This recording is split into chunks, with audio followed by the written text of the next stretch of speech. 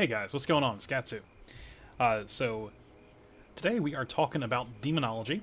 I just did a rundown for Affliction, which was, as far as I can tell, pretty well received. I see people really like the format, so I'm going to try to stick to that format here with this video for Demonology. So some of the things to keep in mind about Demonology is that unlike Affliction, Demonology's single target is not its most... It's definitely not its highest rated thing. Demonology is one of the specs that benefits from just having a bunch of mobs. In general, it is very much so a spec that is going to be, if nothing else, very solid on AoE encounters. And then whenever you're running Mythics or potentially Mythic Plus, if you don't need specifically an interrupt, you're going to be very heavy AoE damage with solid sustained and a lot of passive damage for a spec that is actually fairly active.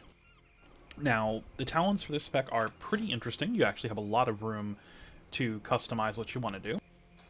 The talent build that I'm running with right now, I'm running with Dreadlash, which is a buff to my Dreadstalker damage. Dreadstalkers is your primary ability. It is probably one of your most important spells, period. Outside of a few major CDs. Now, in this row competing here, you have Dreadlash, which is a 25% damage buff to the initial hit your Dreadstalkers do. It also makes it cleave, which is pretty amazing. Demonic Strength is the direct competitor to this that you will use occasionally. Demonic Strength is a pure single target damage buff, essentially. Demonic Strength allows you to go and on a 1-minute CD, give your Felguard a big boost in damage. He'll do 400% increased damage with a Whirlwind, or a Fellstorm, rather. This is incredibly powerful in single target scenarios, and is great if you need focused burst.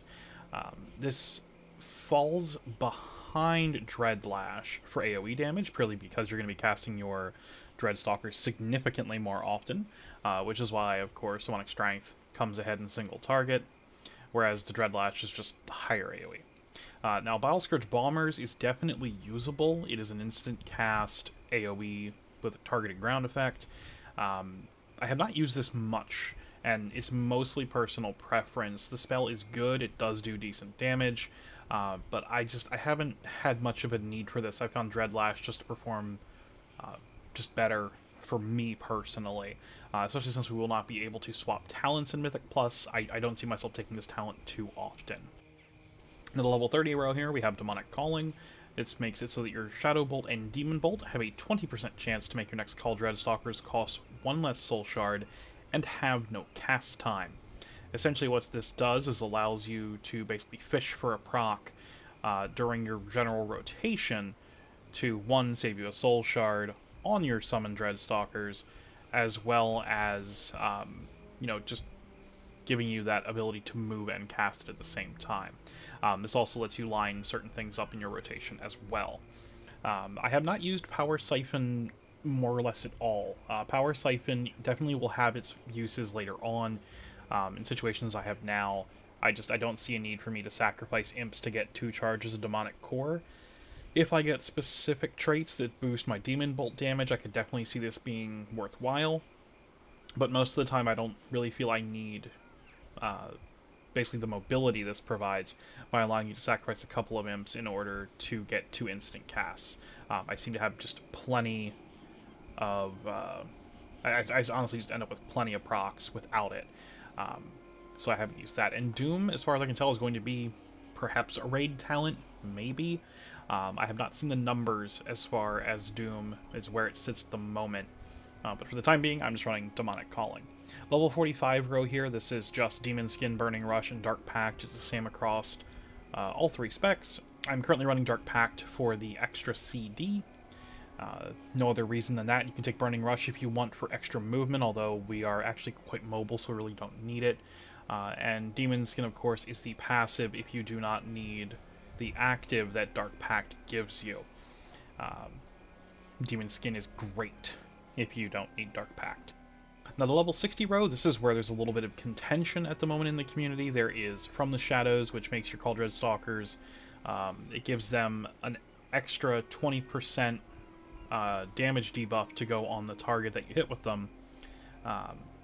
They take 20% additional Shadow Flame damage from you for the next 12 seconds.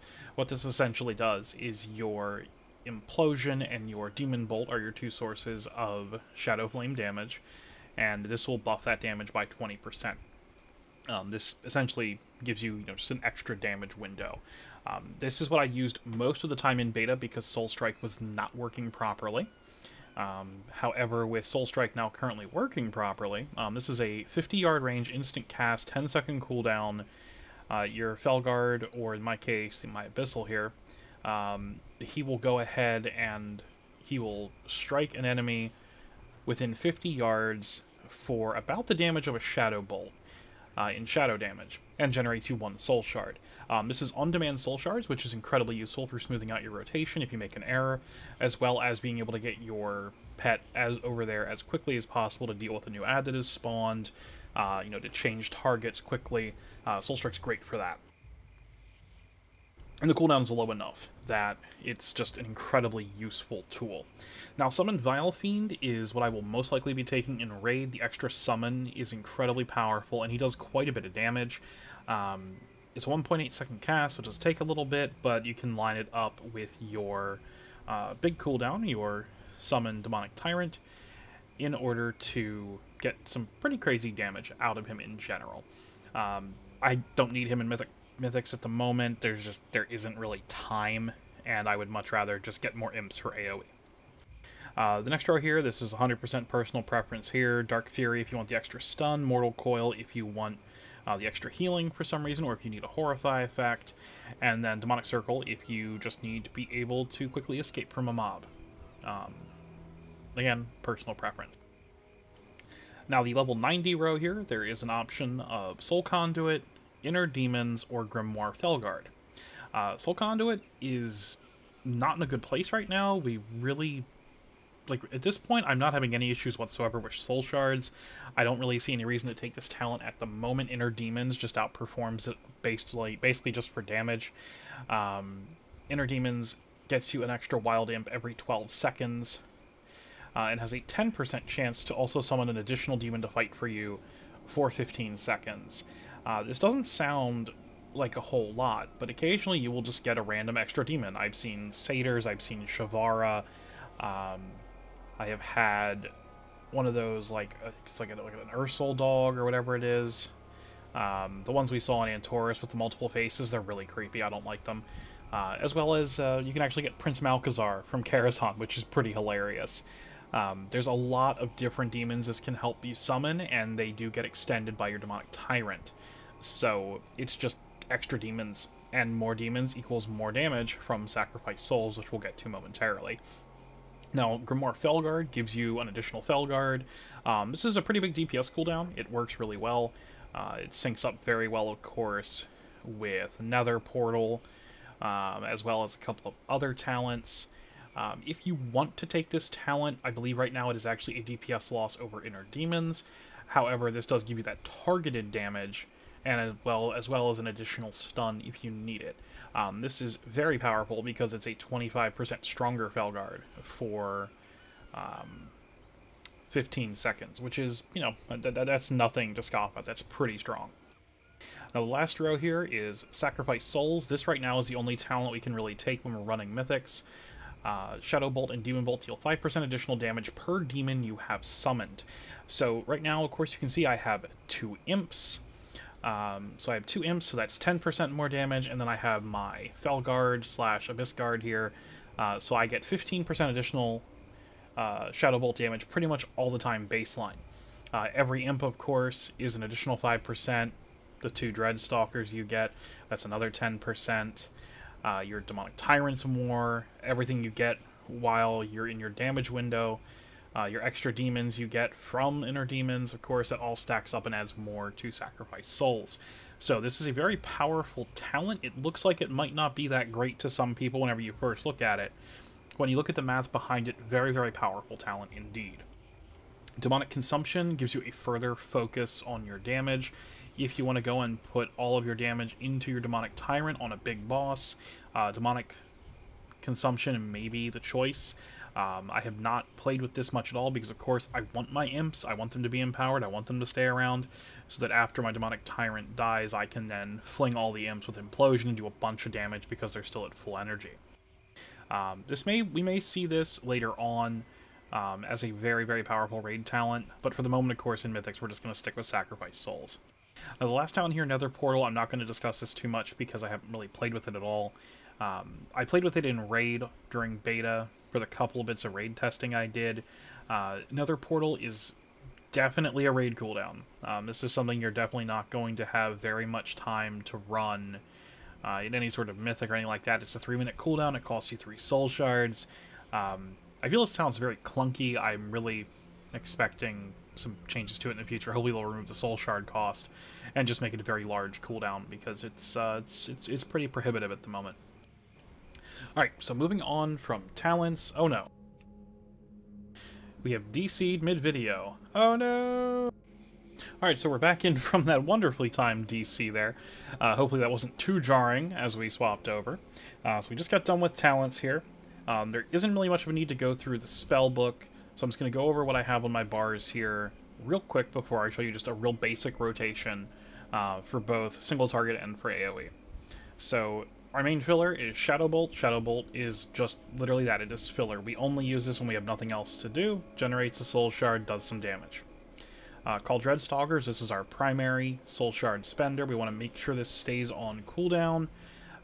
This gives us 2 Dreadstalkers. They attack the target, they do a bunch of damage. If you're talented into Dreadlash, like you probably should be, you will get a ton of damage out of these. Super, super important. Hand of Gul'dan allows us to summon some imps. It deals AoE damage. Without Hand of Gul'dan, we would not do very much of anything. This is basically your soul shard dump when you do not have Call Dreadstalkers available. We'll get into a little bit of interplay with this in Implosion momentarily. Implosion is it's an instant cast. It's our AoE. Your imps get flung at the target, and then they explode, dealing Shadow Flame damage to all enemies within 8 yards. Now, they do more damage based on the amount of energy that the imps have. They start off with 100 energy. Every spell cast they do, they will lose energy.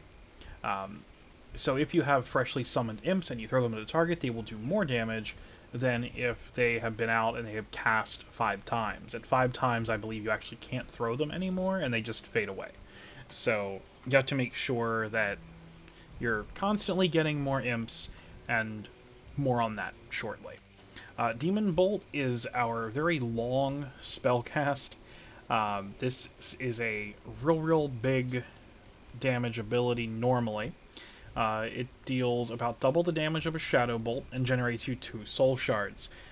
You should never, ever hardcast Demon Bolt unless it's your opener. That's the only time you should ever do it. Demon Bolt is purely used when you get a proc of Molten Core. Soul Strike, of course, is the ability that I have for my Felguard. This is purely here because I love the simplicity and the extra mobility this gives my pet. It just helps with target switching. Now, our primary DPS cooldown is Summon Demonic Tyrant. Summon Demonic Tyrant, this will bring out a demon for 15 seconds. He will extend the duration of all your demons by 15 seconds and increase the damage of all of your other demons and your abilities by 15%.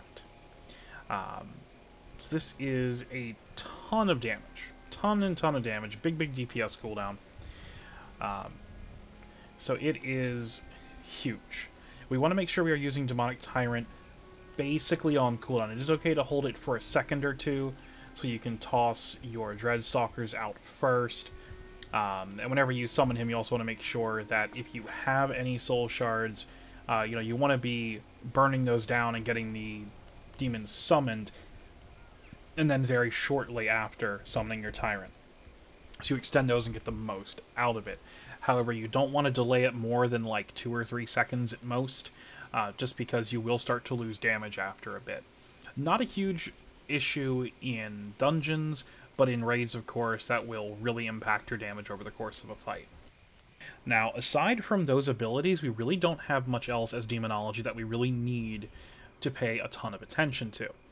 In dungeons, of course, you're going to have your Command Demon ability. In the case of Felguard, that is Axe Toss. It is a 4-second single-target stun. This does have travel time, so do keep that in mind. You don't want to wait until the very last second to try to stun something, as the axe will fly through the air quite slowly, and it will take a bit for it to actually stun the target. Fellstorm is the ability that the Felguard has. This is his, his Blade Storm, basically. He can't do anything else during Fellstorm. However, hilariously enough, you can Soul Strike, which is kind of awesome. It doesn't interrupt your Fellstorm, you get the Soul Shard, and he does the damage. So, I'm not sure exactly what that little phrase is in there that says that can't happen, why it's there at all, but it's there for some reason. I have pulled this out of the spellbook and put it onto a bar so I can see it much more prominently, as well as have direct control over it if I need to. There are occasions where I do turn it off of autocast. Now, as far as gear goes for Demonology, quite simply put, haste is our best stat. You want as much haste as you can get. If you do not have the option to get, haste trinkets, haste rings, things like that, it is worthwhile to look at the other specs until you get those. It really, really does require the haste, guys. So don't sweat it if maybe you have to play Affliction for a little bit, or or if you want to play Destruction for a bit, which that also requires some haste. But your most important stat is haste. I have 840 at the moment, but I actually have more crit. Thankfully, significantly less mastery now. But my crit's, oddly enough, my highest stat, which I wasn't aware of that until just now. As far as enchants go, on your rings, you're going to want haste. You're going to want to gen them with haste. Haste everywhere. As far as Azerite traits go, I'm using engineering goggles, so I'm running Synaptic Spark Capacitor, as well as Heed My Call in those. Those Azerite traits are very, very powerful. For my single target set, I am running Amiso the Returned. It has Supreme Commander, so when your Demonic Tyrant expires, you consume its life essence, and it gives you a stack of demonic core as well as an intellect buff. This just makes your cooldown into an even bigger cooldown. It's pretty awesome, actually. So those are the ones you're going to want to run if you run specifically the Warlock traits. If not, pretty much any of the damage procs are very, very good for Demonology. You have enough spells going out constantly that you will get the damage procs pretty significantly. Squall Shape Revestments here, which are in no way, shape, or form the best chess piece. I'm running Tidal Surge on it for the extra damage, as well as it has Gut Ripper on it, which is actually a very strong talent, or a trait rather, for Azerite powers as well. So that's where we are with those. As far as trinkets go, right now, Darkmoon Dex Squalls is working out very well for Demonology. If you have access to one, it's a great choice. If not, though, don't sweat it. Anything that has either haste on it, any kind of big primary stat proc, like this awesome Dynabone charm I got today, pretty much anything will work. And definitely check out the links below. There's a link to Bloodmount that has trinket sims. You'll see that a lot of them are super close, so you don't really have to sweat it if you don't have the, quote, ideal trinkets in that. As far as ideal gearing goes, though, you definitely want to get a Sea Breeze if you can get one. This staff is incredible. Just getting... It doesn't have any secondaries on it, but it gives you a proc where you can get up to 1,000 haste. 1,000 haste is, I believe, when this goes, and I have quick navigation as well, which is the new weapon enchant, which gives you more haste. Whenever I have this proc and quick navigation, I sit at close to 36% haste, which at this point in the game is an absurd number. Now, outside of that window, I am sitting at 12.35. Super good amount of haste. So, again, haste, super important. Sea Breeze is probably what you're going to want to shoot for. If you can't get Sea Breeze, just try to get something with haste on it. Alright, so, basics of the rotation. So once again, whenever you go and you are starting out, you want to start yourself with a Demon Bolt. After Demon Bolt, you want to immediately cast Call Dreadstalkers and a Hand of Gul'dan. And then from there, you can go ahead and summon your Demonic Tyrant. Now that your Demonic Tyrant is out, you're going to go ahead and just continue doing what you're doing. This training dummy is going to kill... Oh, it killed him. Darn it. Okay. So, anyway, he's going to kill all my pets here, so I'm going to lose a bunch of damage. So their Demonic Tyrant has died. You can see here I have that intellect buff here. And I also have a ton of imps. So after everything is all said and done here, after your Demonic Tyrant dies, you're going to want to go ahead and fling all your imps at the target, and you will get a huge burst of damage out of that. Things to keep in mind with Demonology. You want to make sure during your rotation that you're never overcapping on soul shards, and you want to make sure your demonic core procs are not getting wasted. The biggest thing with demonic core that you can do that'll end up, you know, just causing you to basically miss out on a bunch of damage is overcapping on those charges. You can actually end up with, I believe it's only 4 charges maximum at this point, which isn't honestly all that bad. It's pretty difficult to not use the skills in order to get those charges away. So just make sure you don't go above 4 if you're banking them for your burst phase. Appears as though I'm stuck in combat now for some reason. Hopefully it'll tick over here so I can go back to attempting to do what I was going to do there. And that's pretty much just how the spec runs. Like, that's your big burst window. You know, you have your pets going, you have that huge cycle, and during AoE, AoE is actually quite possibly the easiest thing to do. All you're really doing in AoE is you're maintaining your Call Dreadstalkers wherever you can, and then with your Hand of Gul'dan, you're going to summon your imps, which I'm going to come over here to these guys here because it is a little AoE pack. We'll resummon the Felguard. Oh, he's Wrathguard. I thought he was an Abyss Guard. I don't know why I always think that. So, let's assume that we're in the middle of a fight, and we are ready to AoE. So, we have 2 imps here, but we always want to make sure we're imploding with 3 or more imps. The reason for that is that there is an Azeroth trait that will give you a haste buff whenever you use 3 or more, and most of the time, we are not going to want to use Implosion with less than a full complement of imps, just because you will, you know, basically lose out on damage with it. So we're going to go ahead and start here. I'm just going to throw my Call Dreadstalkers out there. So they are. They're going to jump in there and do some damage. So with Hand of Gul'dan, it of course will spawn us a couple of imps. We're going to go ahead and work our way up quickly to more soul shards, and then we're going to implode. It's going to do a bunch of damage. We'll summon more, and then we'll do it again. Implode, summon more. Now you can cast your Hand of Gul'dan first, and then immediately Implosion afterwards, and you will get your new imps, but your old imps will get flung in there. That goes pretty quick, and of course you will get your soul shards back very quickly indeed, which is pretty awesome when you think about it, because you're able to go ahead and get everything back right away, and there's not much to worry about there in your AoE rotation. Now, if you mess up on AoE, it's really not that big of a deal.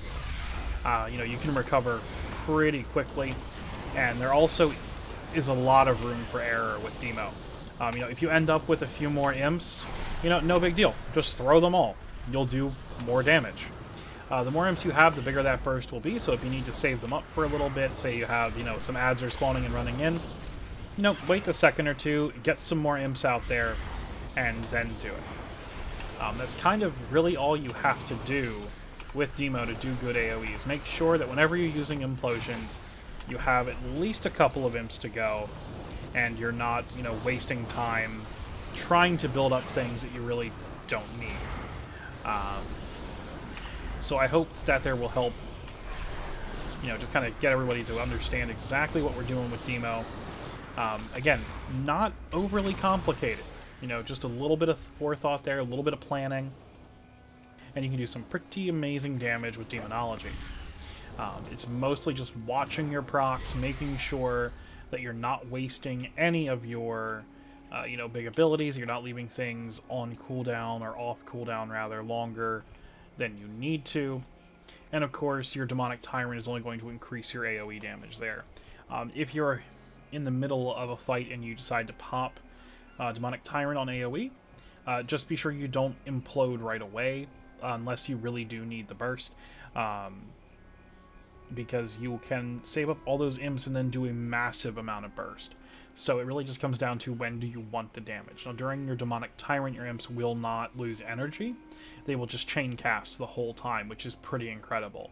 As soon as he despawns, they will start to lose that energy then, and that's whenever their damage will become less per imp. So just make sure, of course, that you are keeping an eye on the number of imps. You need good weak auras for that. I highly recommend either Nott's weak auras, if you like the style he has in there, or the Aether UI ones that I'm using here currently on my screen. So again, guys, I hope this helped you out there. You know, if you liked the video, be sure you like it. If you didn't like it, dislike it. Toss me a sub if you haven't already so you can see when this and other videos go up. Support me on Patreon there. Really appreciate the people who have helped out so far. Thank you so much, Kevo, Escargot, and RandytheTigerSavage. And we will see you in a couple of days with a destruction video. Catch you later, guys. Bye-bye.